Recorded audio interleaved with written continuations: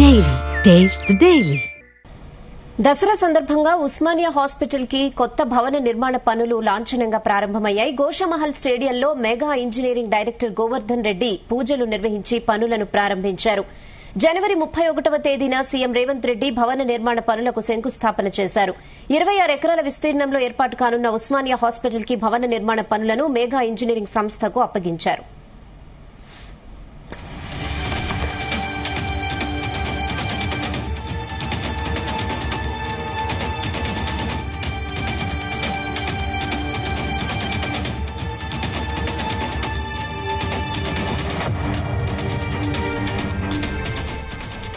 పన్నెండు అంతస్తులతో అత్యాధునిక సౌకర్యాలతో భవనాల నిర్మాణం పూర్తి చేసే విధంగా అధికారులు ప్రతిపాదనలను సిద్దం చేశారు. కొత్త భవనంలో 2000 పడకలతో ఉస్మానియా హాస్పిటల్ సేవలు అందించే విధంగా తీర్చిదిద్దబోతున్నారు.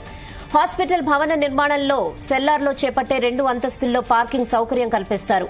2 ఏళ్లలో భవన నిర్మాణ పనులు పూర్తి చేసే విధంగా ఒప్పందం చేసుకున్నారు.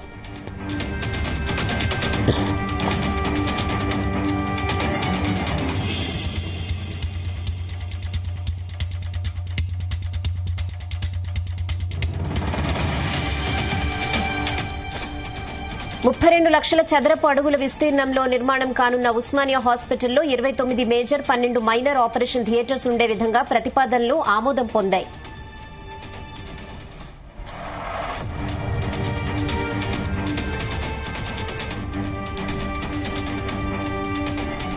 ఉస్మానియా కొత్త హాస్పిటల్ ప్రాంగణంలో హెలిప్యాడ్ కూడా ఏర్పాటు చేస్తున్నారు.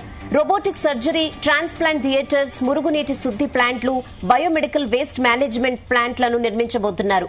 ఉస్మానియా హాస్పిటల్ కు అనుబంధంగా నర్సింగ్, డెంటల్, ఫిజియోథెరపీ విభాగాలకు ప్రత్యేకంగా కళాశాల భవనాలను కూడా నిర్మించబోతున్నారు.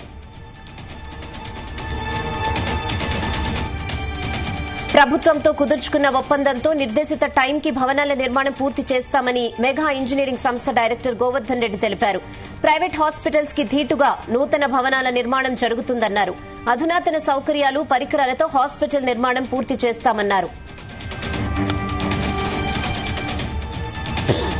తెలంగాణ గవర్నమెంట్ ఇది ఉస్మానియా హాస్పిటల్ కన్స్ట్రక్షన్ కి ప్రతిష్టాత్మకంగా టేకప్ చేసి మెగా ఇంజనీరింగ్ ఇన్ఫ్రాస్ట్రక్చర్ కంపెనీకి ఇవ్వడం జరిగింది. ఈ వర్క్ని ఇది 26 ఎకరాల్లో నిర్మించబోతున్నాము.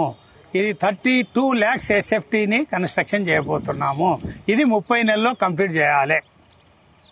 ఇక్కడ అన్ని విభాగాలకు సంబంధించిన యాక్టివిటీసులు, ఆపరేషన్లు అన్ని చెకప్ చేయబడుతుంది.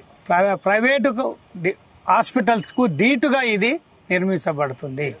దానికి కన్నా మించిన ఫెసిలిటీసు, లేటెస్ట్ ఎక్విప్మెంట్ తోన, ఫర్నిచర్ తోనో ఫుల్ ఫ్లెడ్జ్గా చేయబోతున్నాం.